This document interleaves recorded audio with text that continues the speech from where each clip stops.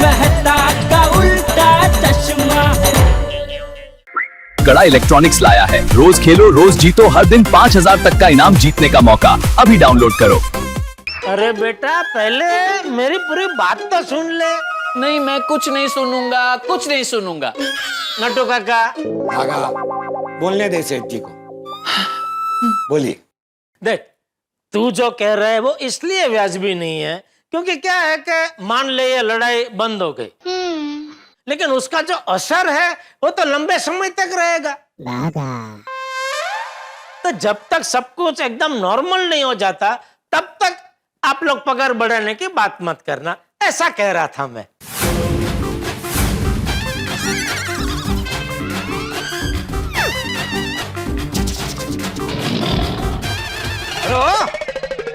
कहाँ जा रहे हो? गोडाउन में स्टॉक चेक करने। हाँ हाँ, जाओ जाओ।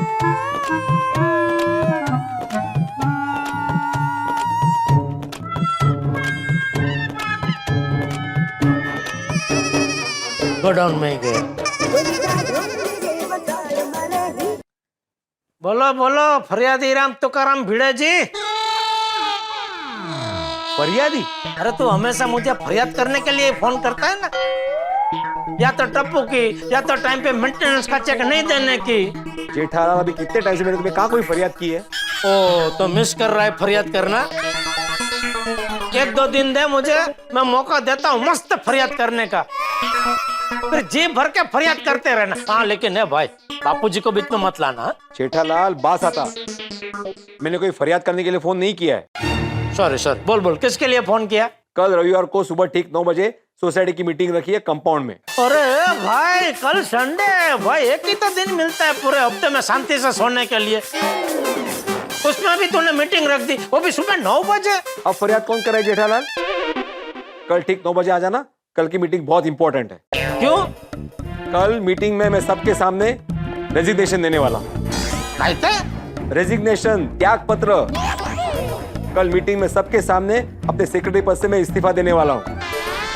अच्छा 12?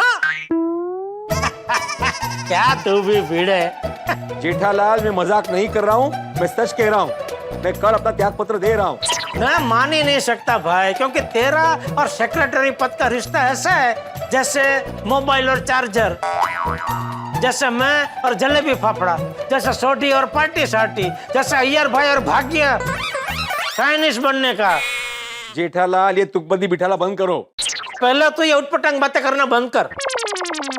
अचानक त्याग पत्र क्यों देना है तुझे? क्योंकि पोपटलाल को लगता है कि मैं सेक्रेटरी पद के लायक नहीं हूँ और मुझे त्याग पत्र देना चाहिए। अरे भाई तू भी कहाँ पोपटलाल की बातों को गंभीरता से ले रहा है?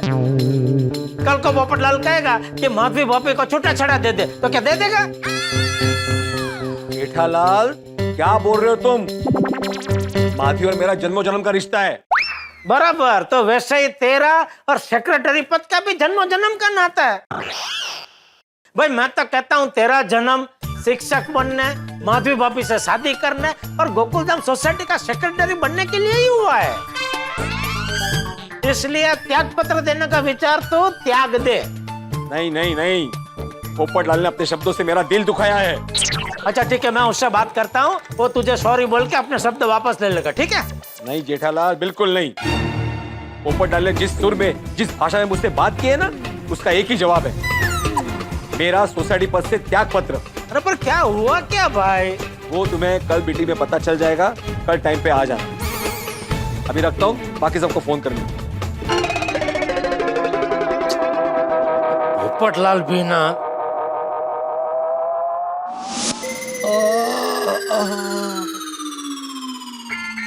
कौन है?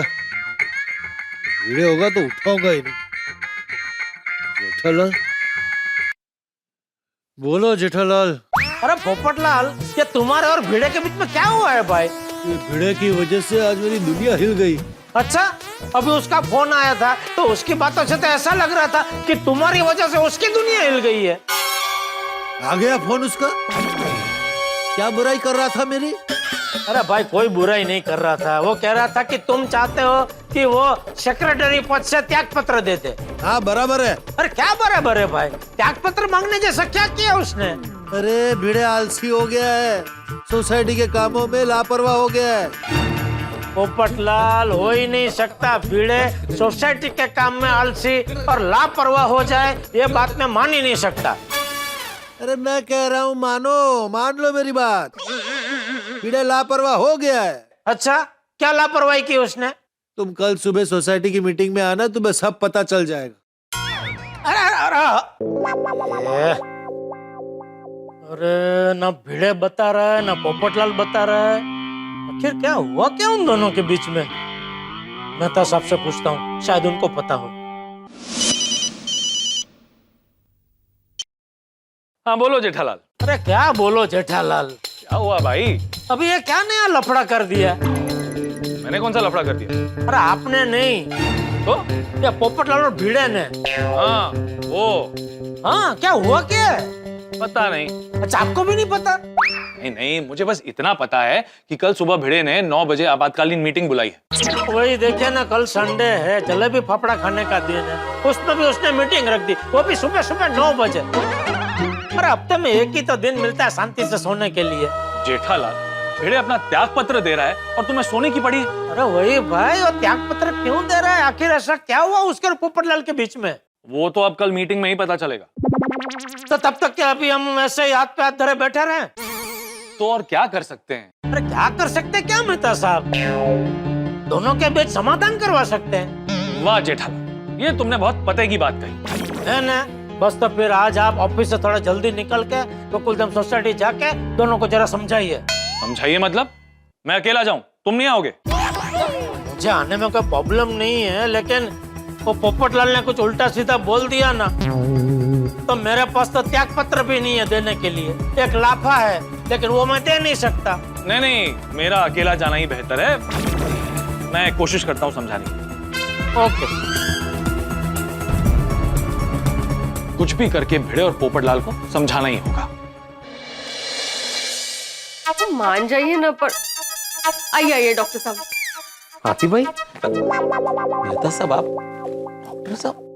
आपके गुस्से, परेशानी, टेंशन, जिद का इलाज करने आए हैं, तो डॉक्टर ही हुए ना मेहता साहब। थैंक यू मेहता साहब, आप इनको समझाने आए। भिड़े, ये तो मानते हो ना कि गोकुलधाम एक परिवार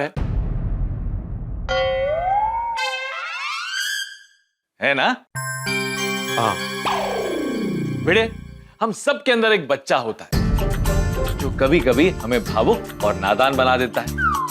और तुम तो पोपटलाल को अच्छे से जानते हो, बरसों से जानते हो। उसके अंदर जो बच्चा है ना, बहुत ही जिद्दी बच्चा है। लेकिन तुम्हारे अंदर जो बच्चा है, बहुत ही समझदार बच्चा है।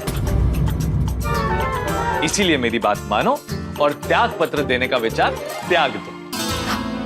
माफ करना मेहता साहब, लेकिन मेरे लिए ये अभी असंभव है। बात अब बहुत आगे बढ़ चुकी है। रे, बात है, कमान से निकला हुआ तीर थोड़ी है जो वापस ना आ सके। और पोपटलाल की बात का बुरा मान रहे हो? पोपटलाल खुद अपनी बात को गंभीरता से नहीं लेता, तो तुम क्यों ले रहे हो? मौका है, ये सोचने वाली बात है और मानने वाली भी बात है। चलो भिड़े, अब पोपटलाल की बात अपने मन से निकाल दो तो समस्या भी खत्म। हाँ। मेहता साहब, बात मन से निकल ही नहीं रही है। मैं इंसान हूं, रोबो थोड़ी हूं। पोपटलाल के जो ताने हैं ना, वो मेरे दिल में तीर की तरह चुभे। मेरा निर्णय अटल है। इनफैक्ट मेरा निर्णय अभी पिन कोड जैसा है, कभी बदलेगा ही नहीं। भिड़े, किसी भी बात को पिन कोड की तरह नहीं, एड्रेस की तरह लेना चाहिए। जरूरत पड़ने पे बदल सको। मेहता साहब, पोपटलाल ने मुझे बहुत अनाप शनाप बोला है। आप जानते नहीं, आप थे नहीं ना वहां पे। उसने मेरी निष्ठा और ईमानदारी पे उंगली उठाई है। और चाचा जी और हाथी भाई को भी मेरी गलती दिखाई दी। अगर तुम उनकी जगह होते तो शायद तुम भी यही करते।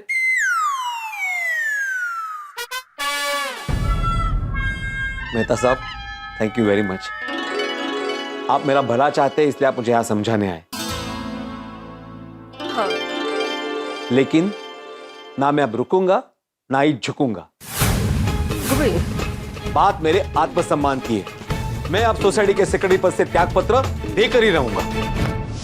घायल, घायल हूं मैं। तो घातक क्यों बन रहे हो?